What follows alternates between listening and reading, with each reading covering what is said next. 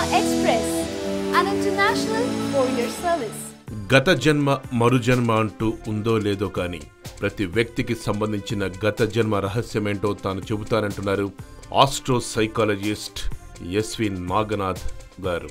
ప్రతి సెలబ్రిటీకి చెందిన గత జన్మ గురించి చెప్తానంటున్నారు ఆయన.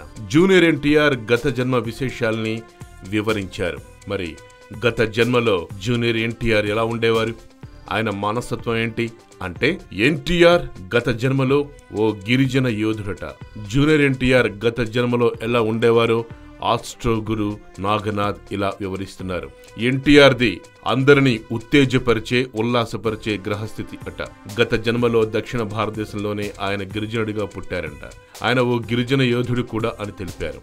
ఆయనకు తెలిసినవి రెండే: ఒకటి శత్రువుల్ని సంహరించడం, రెండోది తనకు దాసోహమైన వాళ్లను రక్షించడం. శరీర బలాన్ని, అధికారాన్ని మాత్రమే విశ్వసించి ముందుకు వెళ్లే యోధుడట. బుద్ధి బలాన్ని ఆయన ఉపయోగించడం చాలా తక్కువ, ఎందుకంటే ఆయన పుట్టింది అరణ్యంలో కాబట్టి. ప్రతిక్షణం భద్రంగా ఉండాలనే ఆలోచన, జీవితాలపై నమ్మకం లేని స్వభావం ఉండేదట గత జన్మలో ఎన్టీఆర్కు.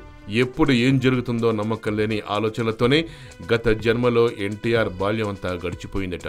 శత్రువుల్ని తుదముట్టించడంలో అన్నిసార్లు ఆయన సఫలమయ్యారట. ఆయన తన ధైర్యంతోనే తన సామ్రాజ్యాన్ని విస్తరించుకుంటూ పోయారు అని ఆస్ట్రో సైకాలజిస్ట్ నాగనాథ్ అంటున్నారు.